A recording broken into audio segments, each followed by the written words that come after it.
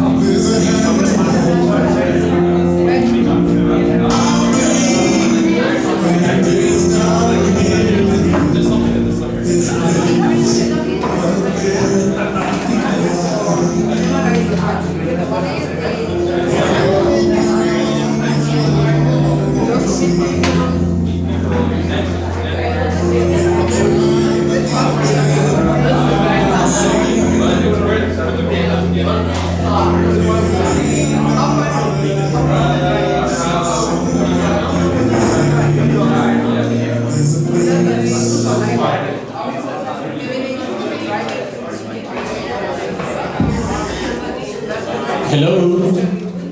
Hello. Okay, so welcome back. This is what we're going to do. If you are the motion, I want to see you sit on this hand here, the right hand. My right hand is your left, so this hand. So we're going to switch seats. If you are for the motion, this way.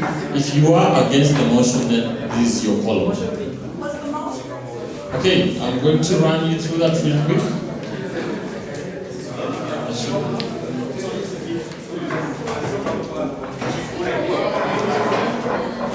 So listen up. This is the topic. The debate topic is delegation versus micromanagement. Understand? Because can organizations or departments achieve their best results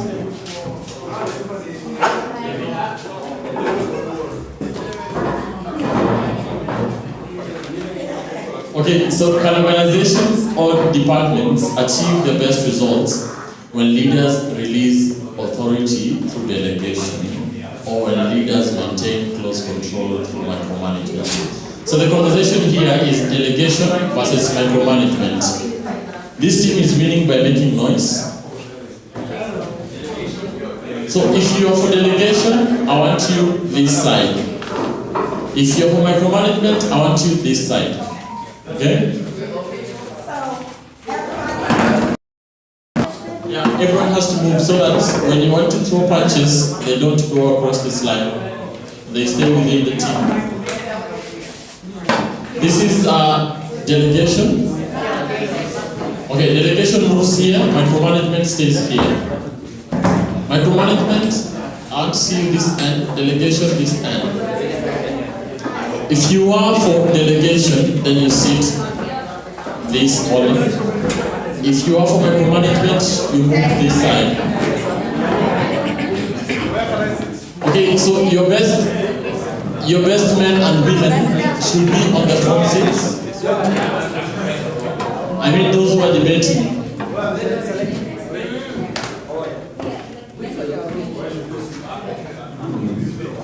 Are you against or for? Delegation, this end. Micromanagement, this end.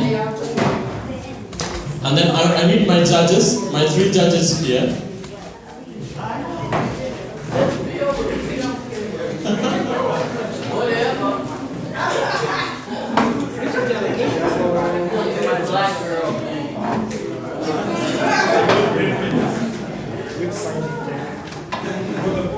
Okay, so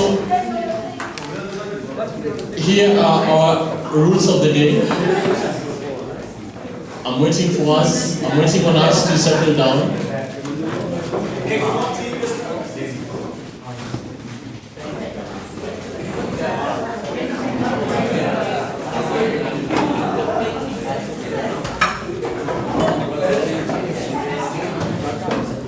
I'm waiting on us to settle down, and I have a story in the meantime. So this one time,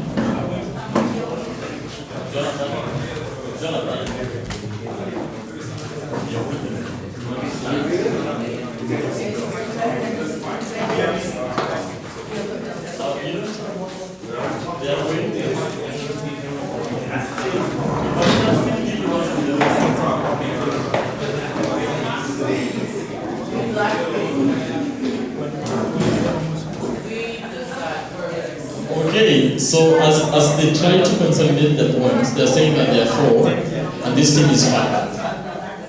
I want to tell you a good story. This one time I'm on a call with my supervisor.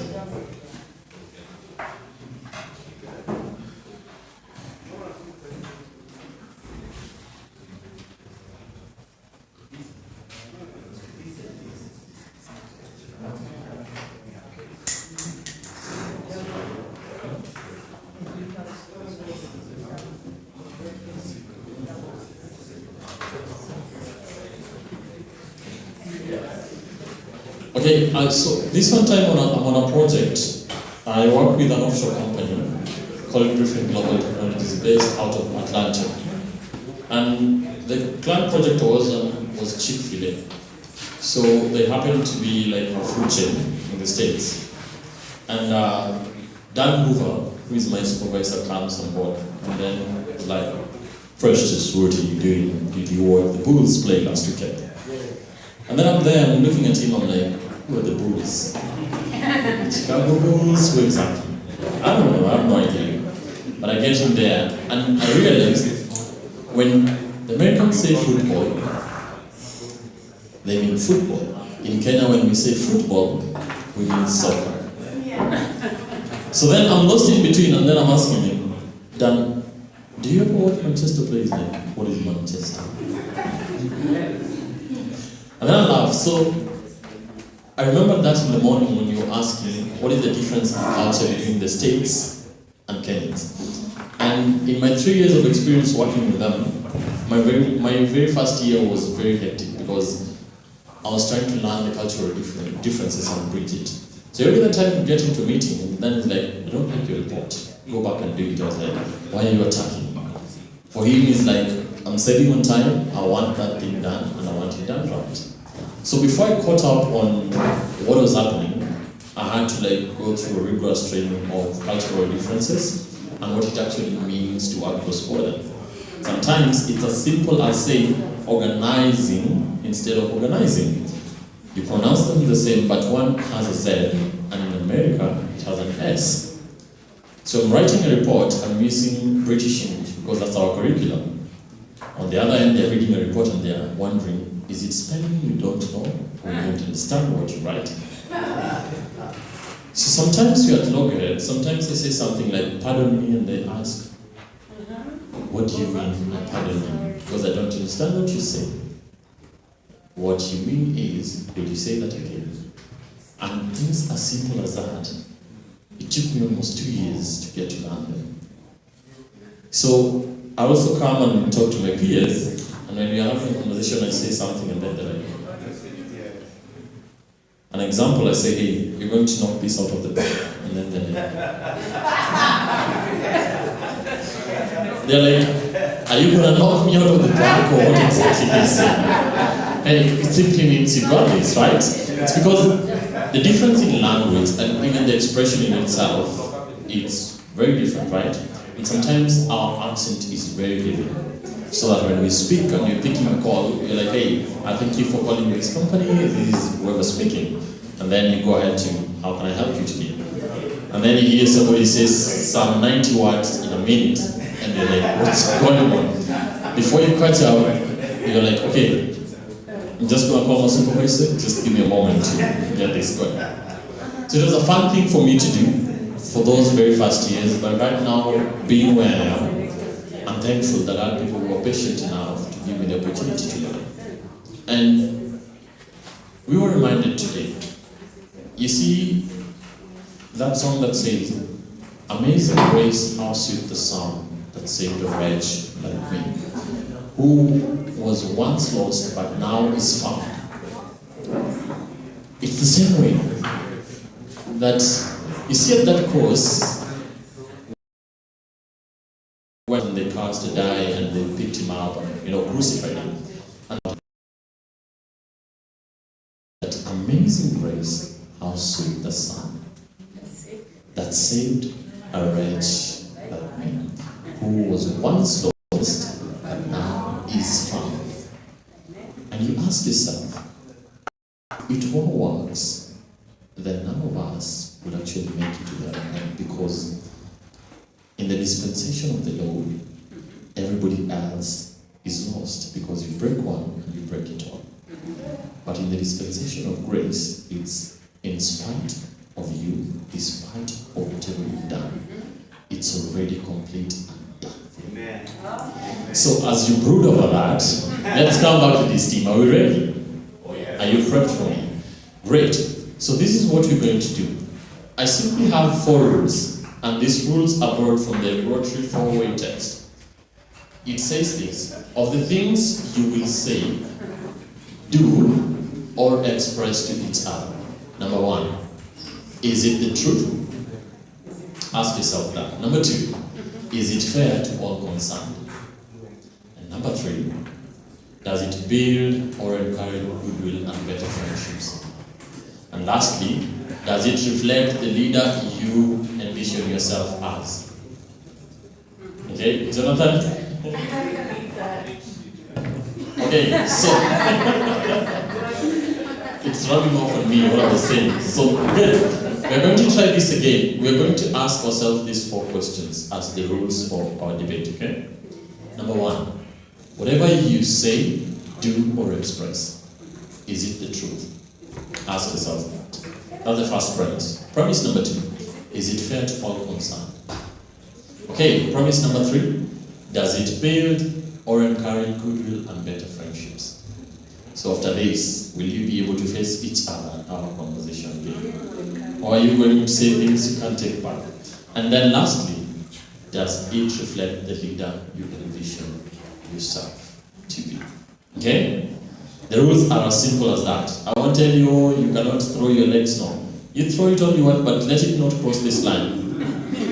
Throw it, you can shake a leg, do something, a little something, but at the end of the day, maintain your legs, okay? So on this end, this team is saying that, yes, leaders should maintain close control through micromanagement. That is what this team is saying. And this other team here is saying that they are for delegation, so therefore, organizations or departments can actually achieve their best results when leaders release authority through delegation. I believe that's how we are segmented, right? So we are going to jump right into it. I'll ask this team that you join your audience here. You'll sit with them. So what will happen is this.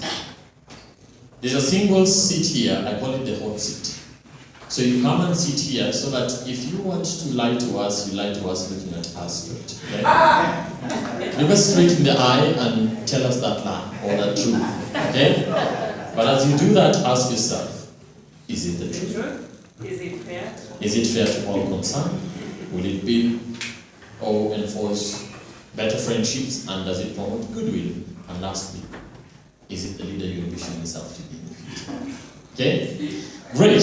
So the first person to come on board will be giving your opening statements. So send your best man. Okay? No, I'm saying this to both teams. So send your best man. The opening statements will take on 3 minutes. So you establish a premise, you back that premise, and give us your thought as a group.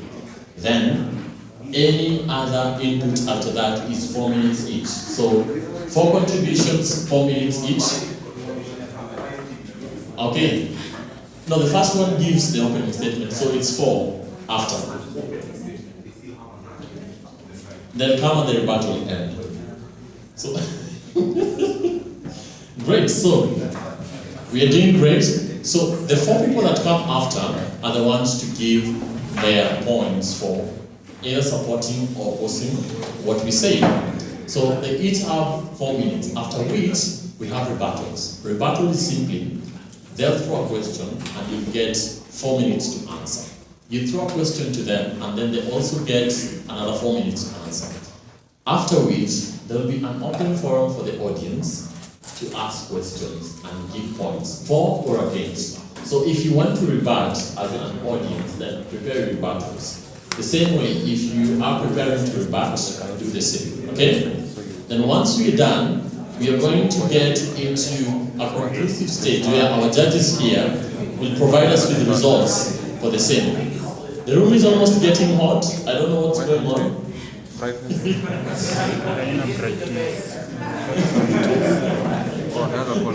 Okay, so the debate is just based on these 4 general points. The first one is the content.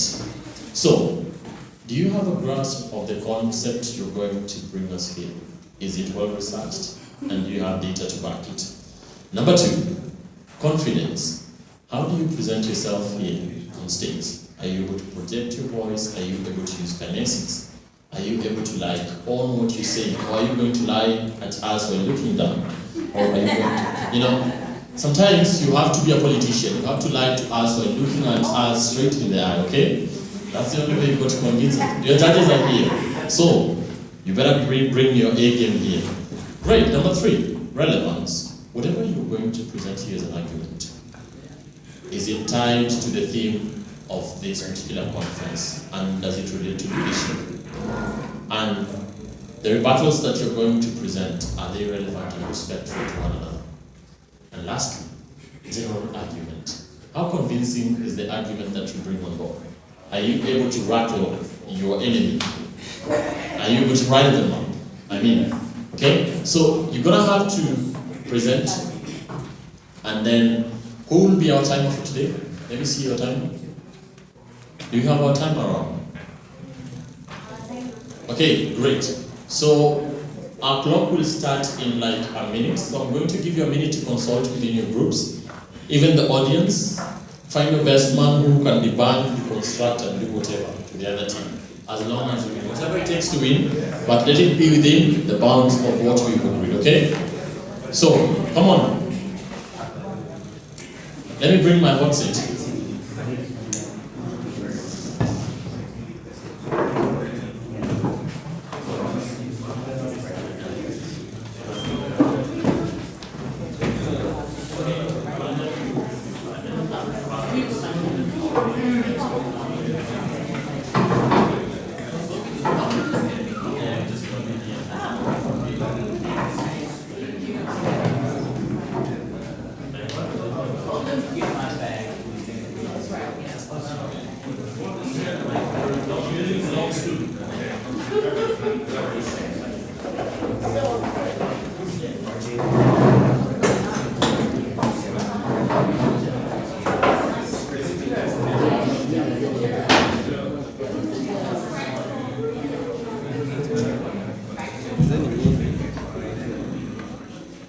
When you ask the question, who is the judge, it reminds me of that particular act, the Great Debates 208, when Denzel was asking the students, who is the judge? And then they respond, God is the judge. Why is he the judge?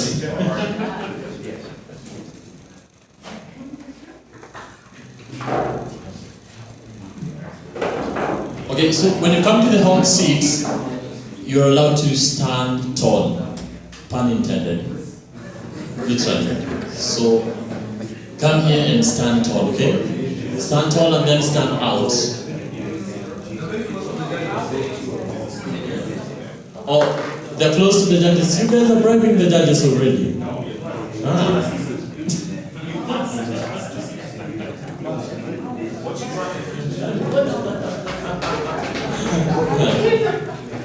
What just saying?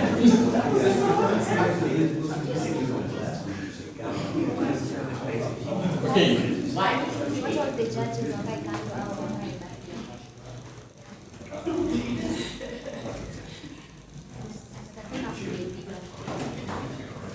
So we're good to go. So we're going to call this team A, and then this team B. So team A, are we ready? We're ready. Okay, we're going to do the game style. So when your team is ready, I want to hear the roar, okay? So you're gonna roar something. Your audience. This team, are you ready?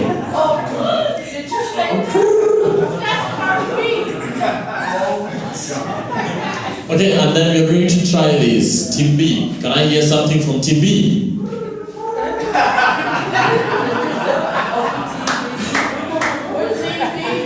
There's Team A and then there's Team B. Oh, B for best, A for?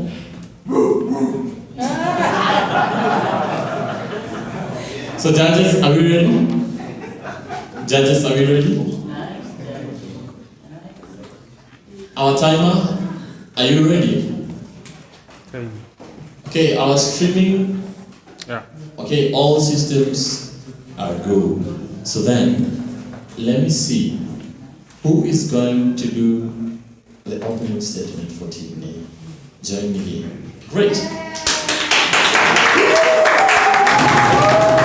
Okay, let me hear some energy. Great. So, have a stool. Okay. 3 minutes for opening statements.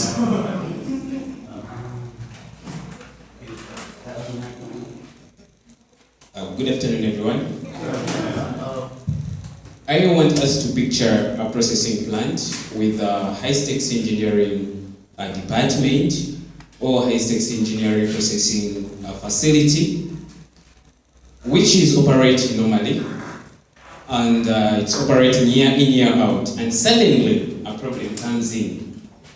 It's a very simple problem that comes in with an obvious solution. However, the workers, all the operators are stuck and they can't do anything. Why? Because there is one man holding a decision.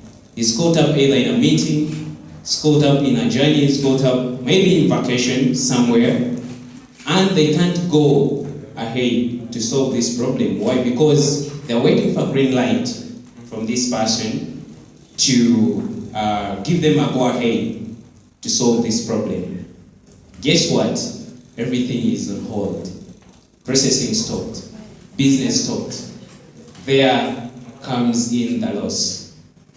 Ladies and gentlemen, I am Gwang Samuel with my team here, trying to prove that micromanagement truly is a diligent leader, but it brings about operational paralysis. True leadership is not entirely about pulling strings, but true leadership is not entirely about pulling strings, but true leadership is about building the people who will be in your place even when you're not there.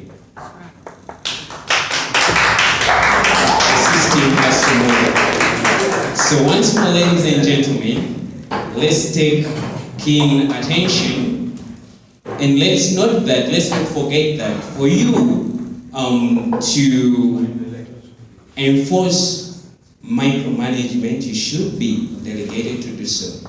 Thank you so much. Okay, that was Team A. And now we move to Team Best, Team B. Who is giving the opening statement?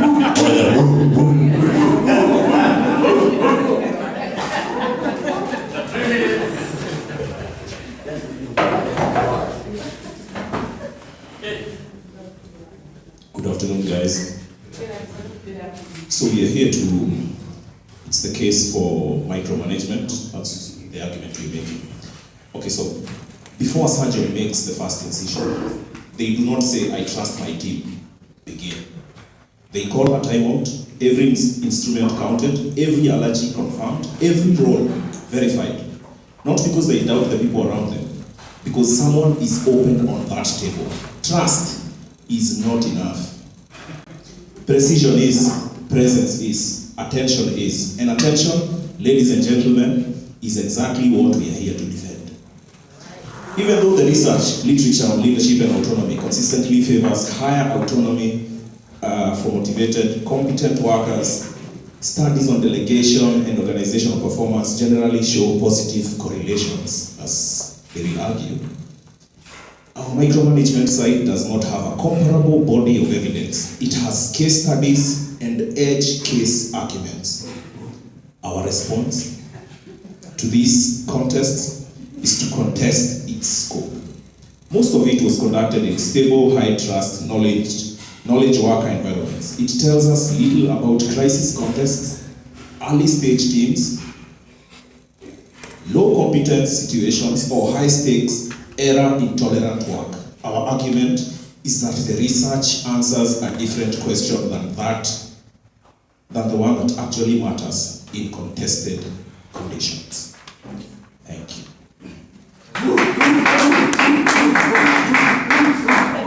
Okay, shots fired. I'm tempted to say, barking dogs. I'm leaving it at that. Let's go. Okay, games are on.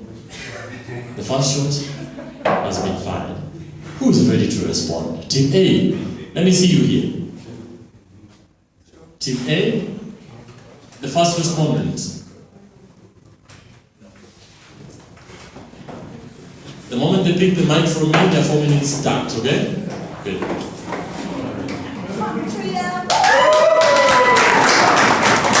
And Team B, man, the fans of Team B.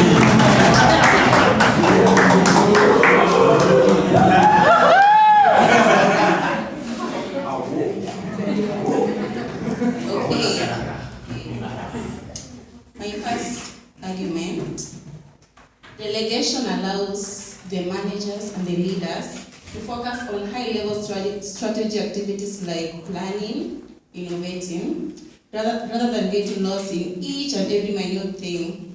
On the other side, micromanagement, the leader has to do everything, and it affects everything.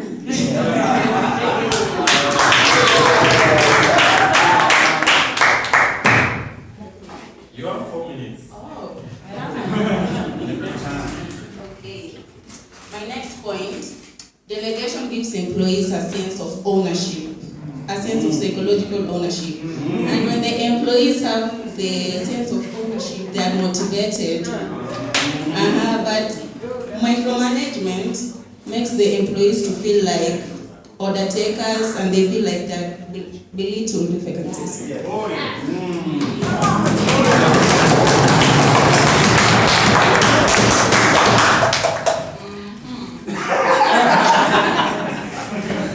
My next point. Delegation develops skills of employees.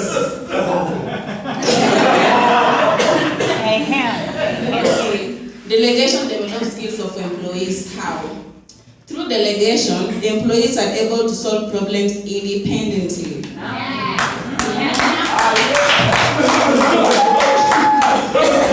This builds resilient and a capable workforce, while micromanagement fosters dependence because everything you have to ask the leader. This prevents them from developing their own skills. Then, another point, delegation brings motivation and creativity. Let me support it with a little science.